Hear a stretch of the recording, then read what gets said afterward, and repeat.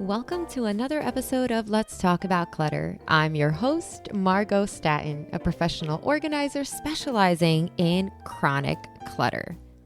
And today I'm going to encourage you to venture into your kitchen.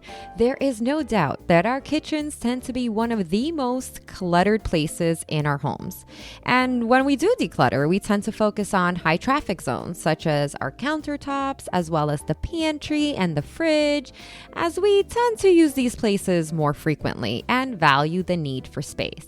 However, if you truly want a clutter-free kitchen, there are 10 often forgotten places that are begging to be decluttered and might feel a smidge neglected. So the next time you've got dinner on the stove and have 5 minutes to spare, tackle one of these forgotten things in your kitchen. Number 1, mugs. Let's be real. We all have way more than we need because the truth is, who can resist a beautiful mug at HomeGoods? I'm sure sitting in your cabinet right now, go ahead and take a peek. You have at least 1 to 2 mugs that you never use anymore. Maybe you don't even like the way that it fits in your hand. So here's a funny story. About a year ago, my mom broke my favorite coffee mug. Now, I am incredibly particular about my coffee mugs. Like, they have to be the right height, the right width, the right hold. I don't know. Maybe I'm absolutely out of my mind. Let me know. Hit me up on Instagram at Be Good to Yourself by Margo and let me know. Do you have a favorite mug? Are you particular about your mugs? Anyways, so she broke this mug and I was a little bit bummed out. So anyways, I went back to the store where I got it thinking I can just easily replace it. And I was shocked to find out that they no longer had them in stock. So I was like, bummer. Anyways, I ended up buying like 4 or 5 different mugs before I actually found the one. And of course, you're wondering, what did I do with the additional 4 mugs? I did declutter them. The point is that mugs take up valuable space in your cabinet. So quickly, just take a couple of seconds, reach into that area and get rid of the ones that you don't actually use. Moving on to number 2. So this next item, I feel like almost never gets decluttered or thought of, which is kind of funny because I myself have been guilty of this. And the next product that's going to take you a few minutes to declutter are your cleaning supplies. So be honest. When was the last time you went through those? Or do you kind of just replace your favorite ones when you run out and don't even realize you've got like 5 bottles of mystery cleaners underneath your sink? It's funny because technically, we don't actually need a lot of cleaning supplies in order to keep our homes clean and tidy. I myself only use a multi-purpose cleaner and a glass cleaner, and that is it. And of course, I also use baking soda and vinegar for a variety of different things. But the point is, you don't need an abundance of cleaning supplies. But if you have them and you use them, or you haven't used them in a very long time, just take a few minutes, right? When, you're cooking that baked ziti or whatnot, take a couple of minutes, go through your cleaning supplies and toss what you don't need. All right. I feel like this next one might be a smidge controversial. How many cookbooks do you need or even use? Do you still have cookbooks? Because if you don't, this does not apply to you. Now, if you use them and love them, keep them.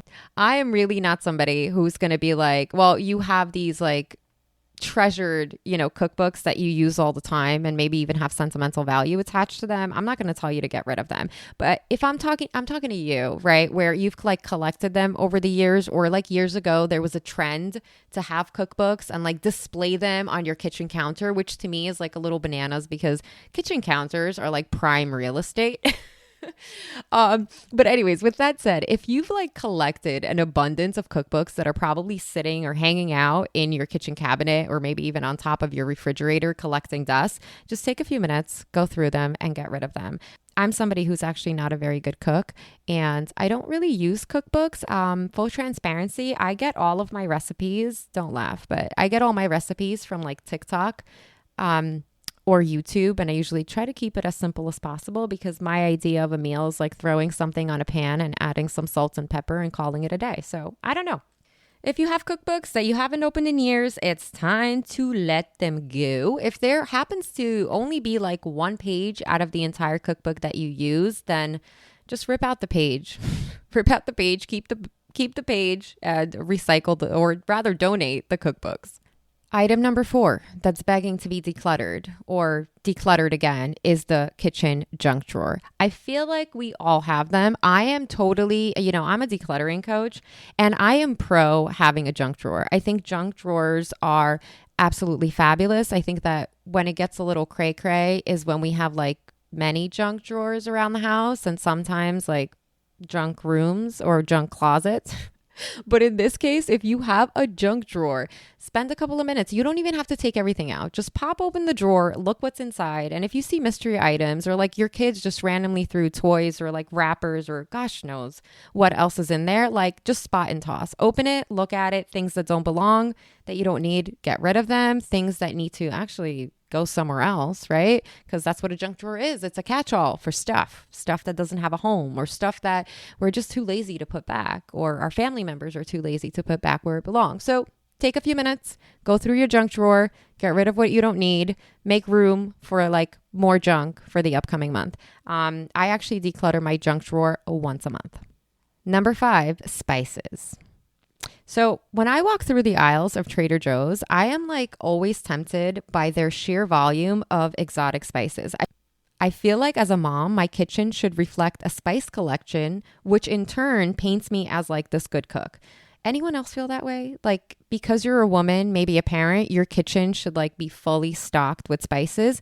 Here's the problem that I have. I'm like I mentioned before, I'm not a great cook, right? All I use is salt, pepper, maybe a little bit of garlic. So while I am like, it's like when I'm in Trader Joe's, I'm trying to shop for my fantasy self as if I'm like in the kitchen with an apron and like flowers on my table, baking stuff and whatever and like making, I don't know, some convoluted, complicated meals. Now, don't get me wrong. I'm not hating on you. If you know how to cook and you are exceptional and you use a lot of spices, then girl, go for it. You collect those spices. Hopefully they're well organized in a spice rack. But with that said, if you're like me and you just don't use a lot, or maybe there was like a phase or season in your life that you went through. Maybe you were trying to impress the partner that you had and you were like, I'm just cooking all these things. But now like 2-3 years have passed and you haven't used those spices in God knows how long. And they get like all crumply and like don't even come out anymore. I mean, spices do not expire. They do lose potency. But my whole thing is if you're not using them, if they've been in there for a hot minute, just go through your spices and let go of what you don't need and like stack up on what you actually use. All right, this next one I used to totally be guilty of. So me and my first husband used to love to travel. We traveled to Paris and Rome and Prague and Tokyo and DC, Florida, etc.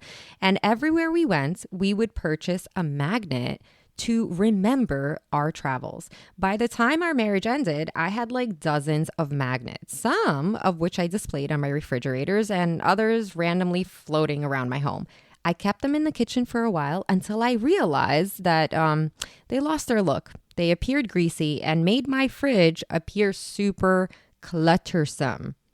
So I say keep the ones that are functional or have sentimental value and remove the rest. That is what I did recently. I actually got rid of all of the magnets because at the end of the day, I'm also somebody that takes photos and prints them. So if I want to relive a memory, I can just go through a photo album. And while I do still keep my daughter's artwork and photographs of my family on my refrigerator, I actually went ahead and bought these tiny magnets off of Amazon, and it makes the refrigerator look so much better. So again, if you have a collection of magnets, if they're chilling on your refrigerator, just go through them, keep the ones you love, and get rid of the rest. Number 7 are souvenir cups. Now, I know that souvenir cups can have sentimental value, and I am not suggesting that you toss that souvenir cup from your first Yankee game with your now hubby. But what about those cups that you get at that random street fair by your house? Do you really need that Bank of America plastic cup or that one from the local realtor? Keep 1 or 2 favorites and let go of the rest. Number 8, and I am not sure why we always forget to declutter this, and it's our plastic bags. We all have that drawer or cabinet filled with plastic bags, which we rarely use because we probably bring our own totes to the grocery store. Yet we find ourselves shoving like all of these plastic bags in a bag or a caddy that you have hanging over your cabinet that now barely closes. And it's like, we're not using the plastic bags. Why are we hoarding the plastic bags? Why? Go through your plastic bag stash and I don't know, get rid of all of them or like keep a few and toss the rest. Number 9, when was the last time you took a look at your placemats? So I actually like to change mine out a few times a year. I usually get them at the Dollar Tree, and you would think that when I bring them home, I would naturally declutter the old ones, but nope, sometimes I do not. Now, with that said, it's not completely my fault. Because I actually do tend to keep some placemats for when my daughter, well, some of the older ones, for when my daughter does arts and crafts, because if you have kids, you know that they destroy everything. And like they'll start, a painting project on their white desk and like won't put anything underneath. Anyway, so I keep placemats for those purposes. But again, how many placemats do we need? How many do you have? Take a few minutes, go through them, decide how many you should have, 4, 6, 8, 10. I don't know. How large is your family? And toss the rest.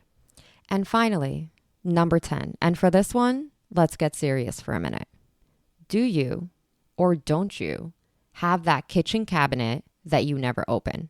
We all have one. The cabinet is usually up top and requires a step stool or a ladder to get to. What mystery items are in there? I'm sure there have been times when you lost something and thought to yourself, that pair of tongs is probably in there, but the cabinet is just too far away. How will I ever get there? So instead, you just purchased the item you needed. Be brave. Take a moment to see what's inside, and you'll probably find things you forgot you had. So those are just some quick and easy wins in your kitchen. Most of these things will take you less than 5 minutes and you're in your kitchen already. So they're super easy, quick wins, things that we often forgotten. And as you know, a little goes a long way. So as always, good luck on your decluttering journey. Thank you so much for listening, and remember to be good to yourself.